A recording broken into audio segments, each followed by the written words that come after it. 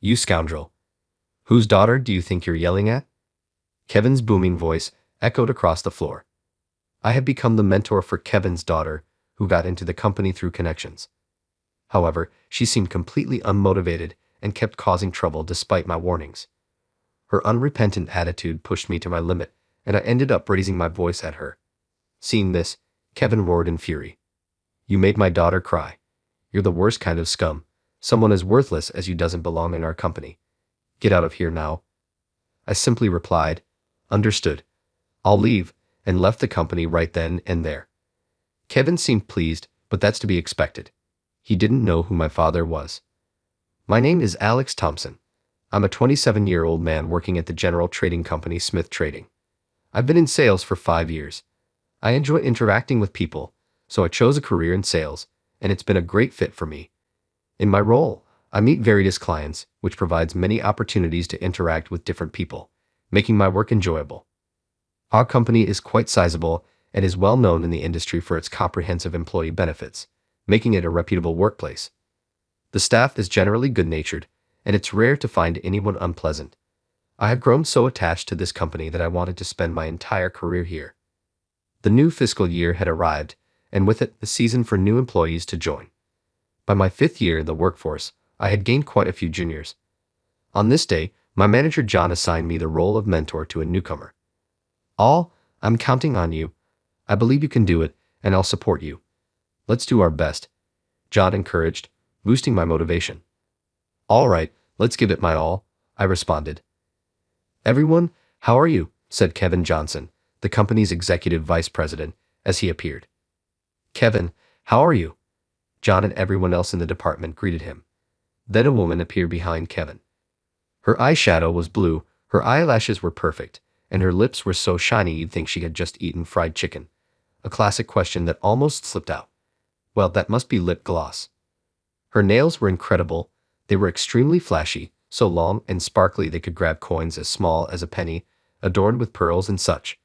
She definitely had the look of a modern girl. I was wondering who she was when Kevin said, This is my daughter Megan. She's one of this year's new recruits and will be joining this department. Who's in charge of training her? Yes, we were thinking of having Alex take care of it, John replied. Is that so? Is that so? Kevin asked, and John responded with, Yes, that would be me, as I raised my right hand. Kevin patted my shoulder and said, Oh, you? Then please take good care of my daughter. Very good care. And with a "see you," he left the department. He said very good care twice. I guess that means something. As for Megan, Kevin's daughter, she was nonchalantly playing with her flashy nails, looking completely uninterested. Well, she is a new employee after all. Megan, could you introduce yourself? John asked somewhat hesitantly. She replied with just, I'm Megan, 20 years old, and left it at that. Is that all? The whole department must have been thinking the same as the room felt eerily silent. Anyway, I'm Alex, your mentor. Looking forward to working with you, I said to Megan. She responded with a yeah, and began to fiddle with her hair. Is she really going to be okay? I couldn't help but feel anxious. My worries proved to be well-founded, as Megan showed an extreme lack of enthusiasm for her work. While previous new employees like the eager and motivated Sophia showed some semblance of being new recruits, Megan showed none of that. By the way, as her mentor, I've noticed she doesn't seem interested in communicating with me either. Even when I try to engage her in conversation, she's often looking at her phone or, even worse, her nails, hardly appropriate during work hours. Naturally, this makes effective communication virtually impossible. Is she perhaps not comfortable with verbal communication? I wondered, thinking she might be more talkative via mail or social media. So I suggested, I think it would be better to have each other's contact information. Could you share your email or social media account? Her response was, absolutely not. I wondered if I had been too forward, but then again, she frequently used her phone during work or left her seat often. When asked, she would say she was taking a break or going to the restroom. It was clear to everyone that she lacked motivation. Where on earth did she leave her enthusiasm? She would complete the tasks I assigned, but without a finished report from Megan, I had no way of knowing if she had actually completed them, leading to unnecessary double-checking. Megan, if you report when you're done, it makes it easier to check. Isn't it unnecessary since you'll check afterward anyway? She retorted. I thought reporting was essential, but it seemed futile to argue. Despite this, Megan's writing was meticulous, and she could complete paperwork at a decent pace, suggesting she was capable when she wanted to be. It was just that she chose not to. As Megan continued to be a source of trouble for me, days went by and work didn't stop. Today was a day to visit our client. We've had a long-standing relationship with this company, and I had been introduced to them as a new employee myself. Since then, I took over from my senior and have maintained a good relationship with them. I'm even on friendly terms with David, our contact there outside of work. When I mentioned to Megan that we were going to greet a client, she looked visibly annoyed. It's all part of the experience. I somehow managed to persuade her before we headed to the client location. We were shown to the usual meeting room, and Megan was fiddling with her phone while we waited. Megan, you might want to stop that. I started just as David entered the room. Alex, thanks as always for your help. Really appreciate it. David, the pleasure is all ours. Today I've brought a new recruit with me. I encouraged Megan to introduce herself. Oh, a lady this time. David seemed relieved, waiting for her introduction. Megan looked up from her phone and said simply, I'm Megan, then immediately looked back down. That's it. Really, that's it. David glanced at me as if to say, is that all? Don't look at me. Megan, is that all for the introduction? Yes, it is. But before we left, I mentioned that I wanted you to talk to him about that matter and to hand over the documents, right? Oh, I forgot what I was supposed to talk about. And the documents you want me to hand over are in my bag, so just take them out yourself. As for that matter, if you remember, you can talk about it. But I asked you to handle it. Well, now I'm asking you, so please take care of it, she said, starting to fiddle with her nails again. David and I were left speechless again. We exchanged glances in silence, both apologetic. I'm truly sorry, David. In the end, I handled all the discussions with David, making Megan's presence there pointless. On our way out, David sympathized. Seems like you're having a tough time with the new recruit training. Just as well it was me this time. I sensed some criticism in his words. This was clearly causing inconvenience to our clients as well, and I realized I might need to have a serious talk with Megan again. As we returned to the office, it was almost closing time. But since we had been visiting the client, I needed to submit a report. Overtime isn't ideal, but it's easier to write the report on the same day while the discussion is still fresh in mind. Megan, I need to write the report now, so could you stay a little longer? No, the working hours are over, so I'm going home. Goodbye. With that, Megan really just left the department before I could even speak. That was it. Everyone in the department was taken aback by her behavior. As expected, Megan's attitude was poor, and even after returning home, I continued to feel disgusted. People around me even asked, "Did you get angry?" Even I, who thought so, was quite upset. With those feelings, I came to work the next day to explain to Megan how to prepare the report. Despite her attitude, Megan does show up for work every day. I've heard that her father, Kevin, brings her along, but I decided to address yesterday's behavior as well and said, Megan, your attitude towards David yesterday was unacceptable. He's someone we've relied on for many years, so he didn't say anything. But it wouldn't have been tolerated if it were someone else. Oh well, I didn't get scolded, so it's probably fine, right? It's not about that. It's about how that attitude won't be acceptable elsewhere. What if someone treated you the same way? I wouldn't care, she responded casually. Her response left me muttering, that's not good at all. Our attitude can lead to contracts being terminated. We have to be professional in our roles. I tried to explain, but she just laughed it off as an exaggeration. My patience was wearing thin. Megan, with that attitude and mindset, you might not be able to continue in this company. Then you should just fire me, she said, standing up and leaving the department. In today's times, it's not that easy to just fire someone, right? Was she aware of this when she spoke? While Megan was away, I decided to consult John about her. John was completely on guard the moment I approached, as if to say, what are you talking about? But I've had enough. I stood in front of John and said, John, don't you think Megan's attitude is a bit much, both as a working adult and as a new employee? However, John's response was a smile and, well, haha, I mean, she is Kevin's daughter after all. Just bear with it a little longer. You can handle it, I'm sure. Struggling to hold back the urge to say, so what if she's Kevin's daughter? I couldn't help but think John was unreliable, which seemed only natural. I won't ask for forgiveness for feeling this way. I could feel the stress building up inside me. One day, as I was somehow managing to keep the stress from boiling over, Megan did it again. The contract she prepared had incorrect information. As usual, Megan didn't say, "I'm done," so when I checked it around the time I assumed she would be finished, I found that the amount wasn't written in words. Moreover, there were no units provided, so it was just numbers written there. This wouldn't qualify as a contract for our company. We're instructed to write amounts in both numbers and words, and to include the unit after the amount in our contracts. Of course, I had explained this to Megan as part of the training on how to prepare contracts, but it seemed she hadn't understood. "Megan, I saw the contract you prepared. Is this really finished?" I asked. She just nodded. "The amount isn't written in words, so we can't use this as a contract. Do you remember when I taught you how to make one?" "I might not remember." "Oh, you don't remember? I'll explain it again. Can you redo it, and remember this time?" Megan visibly looked bothered. "Why don't you just fix it?" "No, this is the task I entrusted to you. Plus, if you don't correct it yourself, you'll make the same mistake next time." Try to explain gently. Wouldn't it be faster if the person who noticed the mistake just fixed it? No, you have to take responsibility for your own work." "Well, I was just told to do it. Plus, I don't really have a sense of responsibility, so you can just fix it." That was the last straw for me. Enough is enough. Is this how a working adult behaves? I couldn't help but raise my voice. Megan stared back wide-eyed. I could feel everyone in the department looking our way. I saw John panicking out of the corner of my eye. Then, from behind, an even louder voice boomed, "You scoundrel. Whose daughter do you think you're yelling at?" As I turned around, there was Kevin's figure. Kevin strode towards me with large steps and yelled, "How dare you yell at my daughter? Look at her, she looks like she's about to cry."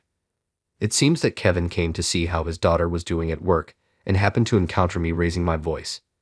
Moreover, it was true that I had yelled at Megan, so I had nothing to say in return. "Kevin, let's calm down."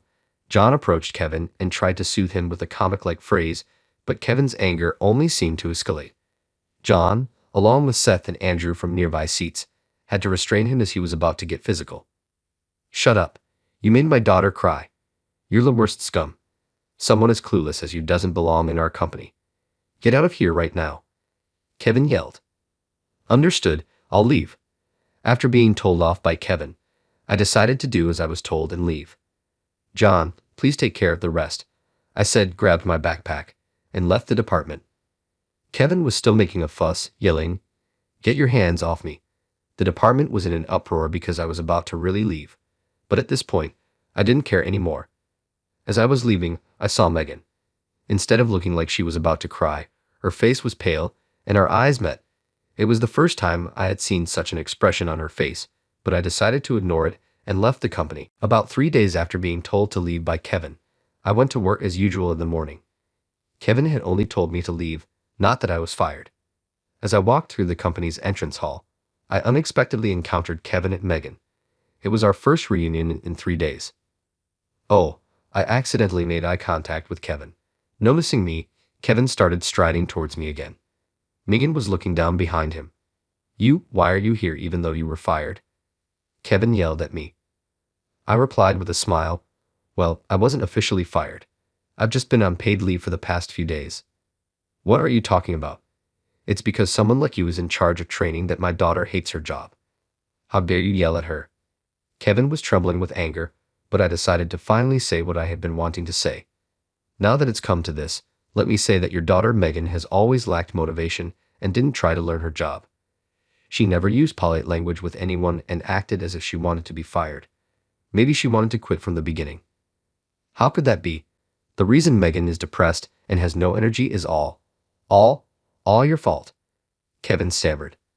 When there's an angry person in front of me, I somehow become calm, which I think is a common experience. That's exactly how I feel right now. This person wants to blame everything on me. He even said all 3 times. Really, what kind of upbringing leads to someone like you? I'd like to see the face of such a parent. I wondered what would happen if I said, then what kind of upbringing led to Megan turning out this way? As I looked at Kevin with a cold gaze, I heard a voice saying, "Ah, so you're here." When I looked towards the voice, It was the president and chairman of Smith Commerce, Mr. Smith. Mr. Smith, good morning. Kevin straightened up immediately. Even someone like Kevin couldn't stand up to Mr. Smith. However, Mr. Smith ignored Kevin and spoke to me. I'd heard you were coming to work, but I couldn't find you anywhere. I told you we'd go together by car. I asked around, and no one knew where my son was. Well, it's overwhelming how many people wouldn't know where your son is if you asked. I was just caught up in a conversation here. Caught up in a conversation. It didn't seem like that. Mr. Smith glanced sharply at Kevin. Kevin, you seem to be quite authoritative. Did this kid do something? I heard something about wanting to see a parent's face. Exactly. This Alex was in charge of my daughter's training, and he yelled at her. I really want to see the face of whoever raised him, Kevin said defiantly. Then Mr. Smith said, if you want to see his parent's face, it's right in front of you. This kid is my son, so I am the father. That means the parent's face is mine. Saying that, Mr. Smith smiled warmly. Indeed, as my father standing beside me said, I am the real son of Mr. Smith. There's a reason my surname is different from my father's. It's because my parents are in a common law marriage. In other words, my parents are not legally married, and there's certainly a reason for that too. The reason for this is because my mom always cherished her freedom and didn't want to be tied down by anything. My mom, a designer who traveled the world for her job, always referred to it as her calling. She is still active in her career, and her brand Marin is featured in the Paris collection every year.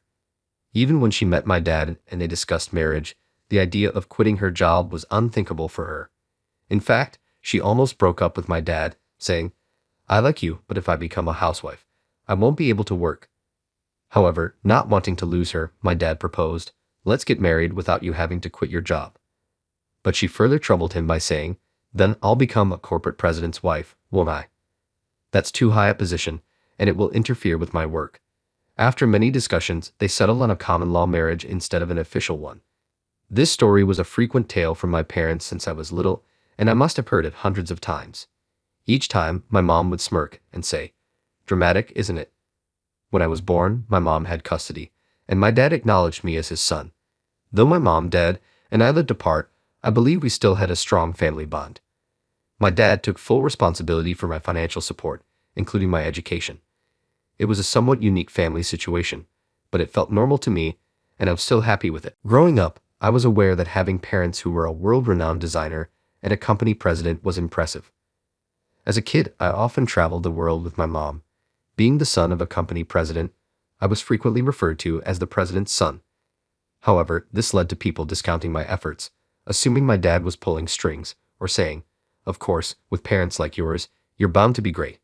I hated being called a beneficiary of nepotism. At some point, I began hiding my parents' occupations and status, saying, my parents are just a regular salaried worker and a homemaker. Joining my father's company was not due to nepotism. It was my own merit. Initially, I had no intention of applying to Smith Trading and planned to apply to another company. But the Career Center at my university insisted, with your capabilities, you should definitely apply to Smith Trading. Smith Trading is a highly popular company among students, always ranking high in employment company rankings. I tried to decline politely, saying, I'd rather not, but the Career Center pushed, it's Smith Trading, just apply, that's all. So I ended up applying for a sales position there. I didn't expect to get in and went to the interview without telling my parents, only to be surprised by my acceptance. Since I have a different last name from my father, I assumed no one at the company knew I was the son of Mr. Smith. After all, I hadn't told either of my parents. Does that mean I got in on my own merit? I remember feeling ecstatic. Later, I discreetly asked the HR person, and it turns out my ability to speak 4 languages was a decisive factor. Indeed, during the interview, they were surprised enough to ask, why didn't you become an interpreter? This was thanks to my mom taking me around the world from a young age. Thanks to her, I developed an interest in foreign languages and had a reason to study them. Thank you, Mom. And so I decided to join Smith Trading. I met my father for the first time at the company's entrance ceremony. I wanted to surprise my parents, so I desperately kept my job offer a secret. When my father spotted me at the ceremony, he was so shocked it made me laugh. After it ended, he came up to me and excitedly asked, Alex, you're working here. I had no idea. What do you think? What a position. I hadn't expected him to ask in such a casual manner, So I immediately replied, please, let's not go there. When I said, if people find out I'm your son, it'll make work difficult, and I want to earn my position as Dad's right-hand man on my own merit, my father understood and agreed. We're looking forward to seeing your capabilities, he said, and our relationship remained undisclosed. Anyway, there's rarely any interaction between a new employee and the president and chairman of the company. 5 years have passed since I joined the company, and my parents continued their careers in a common-law marriage. Recently, my father was diagnosed with cancer. When he received the diagnosis, he called my mom and me for a rare family gathering. My father, now weakened by the news, muttered, I'll be leaving this world alone. What are you talking about? We're a family. You're not alone, I said. My mom added, exactly, we've been a family for years even without a marriage certificate. However, he murmured, but in a common-law marriage, we're not legally family, and it might be difficult to even visit me. Then, I'll be alone. While I wondered if that could really be the case, I did recall hearing that common-law marriages aren't legally recognized as family. So in hospitals, one can't sign consent for surgery or receive explanations about a patient's condition. A deep sigh from Dad. It was clear from his demeanor that something was off. Seeing Dad like this seemed to have made up Mom's mind. All right, let's get married officially. I'm not so heartless as to leave you to battle cancer alone, my mother said. And so, my parents ended their long-term common-law marriage and became officially married. Furthermore, my mother said, I'm getting on in years and I've been thinking of winding down my work a bit. I've decided to move my base of operations here. Dad perked up at this and said loudly, then let's live together. My mother also agreed, saying, well, it can't be helped.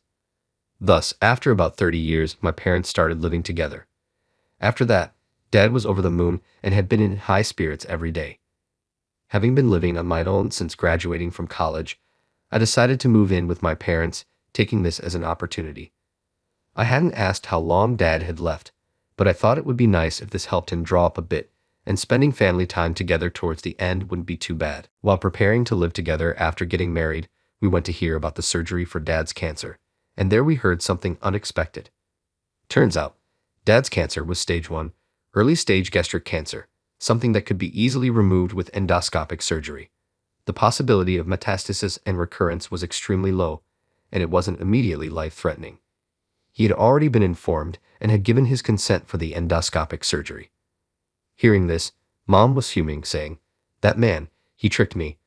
While I felt deceived as well, seeing Dad so happy living with Mom, and Mom seemingly enjoying their time together, made me think that maybe this was for the best. It was quite a forceful move, though, but I hadn't realized Dad was such a strategist. I guess that's quite the skill. After getting married, Dad was ecstatic, telling everyone, I finally get to live with my family. Only I knew that the joyous skips Mr. Smith made through the office, which sparked rumors of great company performance, were actually because he was overjoyed about finally living with Mom.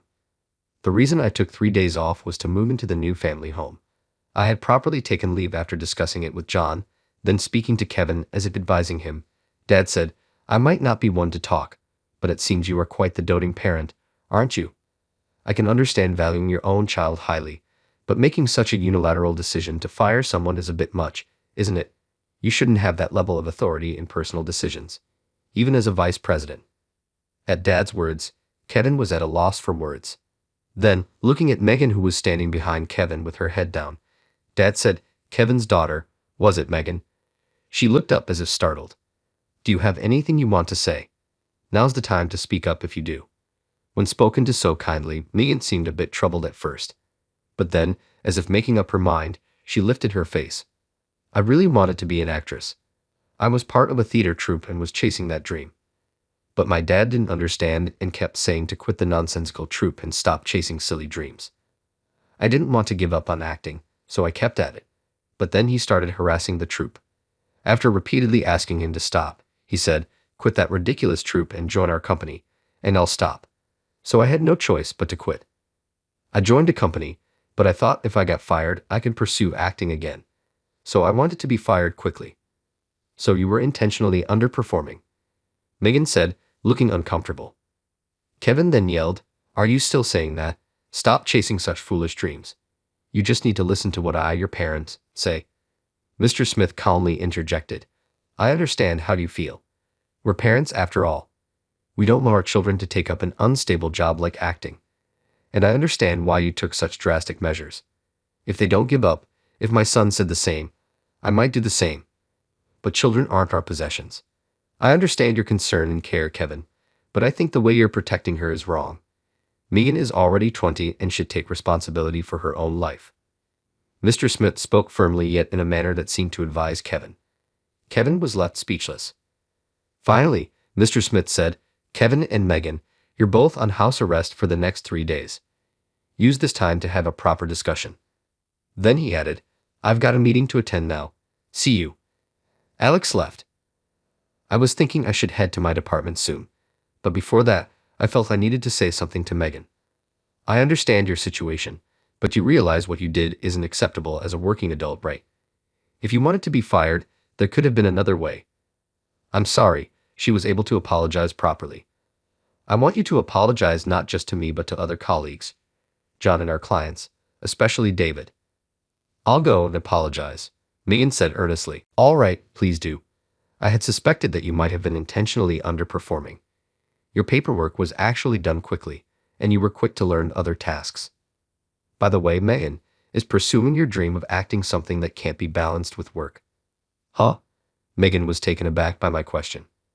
I mean, if you were pretending to be bad at your job, doesn't that mean you could also do the opposite? I've heard it's common for actors to have a separate day job. Maybe it's something you could do too. It's just my personal opinion, but I hope you'll consider it. I'm not sure how much my words resonated with her or what she'll decide to do, but I hope Megan finds a path that she's truly satisfied with. As I head to my department after the 3-day house arrest, Megan returned to work with a clear and bright expression. She declared, I've had many serious discussions with my parents. I'll balance my dream and my job. Moreover, she apologized to me saying, I'm truly sorry for everything. I'll work hard from now on, so please guide me again. Afterward, Megan went around apologizing to everyone in our department and others. She's planning to apologize to David tomorrow. She's already made an appointment. I'm planning to accompany her. She also managed to return to her theater troupe and plans to participate in their activities after work and on weekends. Things might get a bit hectic, but since I've had the opportunity to join this company, I'll do my best, Megan said, looking more vibrant than before. Kevin also apologized to me directly, saying, I'm sorry. And it seems the discussions within the Johnson family led Kevin to realize he had been too overprotective. After hearing Mr. Smith's words, they decided to give each other some space. Megan, who had been living at home, decided to start living on her own, while Kevin offered to transfer to a subsidiary company. Kevin's transfer was approved, and he moved to the subsidiary within a week. Megan is currently looking for a place to live. Every time I come home, I'm greeted with, how was your day? Which makes me think I'll be getting daily calls if I start living alone, she said with a laugh. In fact, I've started receiving daily emails from Kevin asking, how's Megan's work going? But I'm thinking of keeping that to myself. I personally find it rewarding to see Megan grow day by day in her role. It's gratifying to teach someone eager to learn, and somewhat troublingly, it's become common knowledge in the company that I'm the son of Mr. Smith.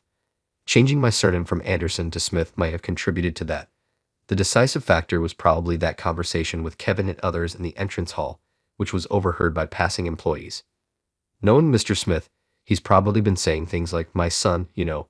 There are even rumors I might become the next president. It feels like another one of Mr. Smith's deliberate acts. There's also a rumor that Mr. Smith is grooming the role of president and chairman to prepare the president's position for me. When I ask Mr. Smith, he just smiles, and I have no intention of becoming the president myself. I'm even considering asking for a transfer somewhere else. Those are the kind of days I'm having. Just like Kevin wanted to protect Megan, I think it's natural for anyone to want to protect their loved ones.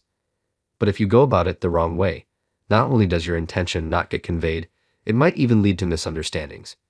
It made me think about how important it is not to make mistakes and how to protect the people important to me. What's the right way, you ask? I don't have a clear answer either, but that's why communication is so important. Discussing each other's thoughts is crucial. It made me think again about the importance of valuing my parents.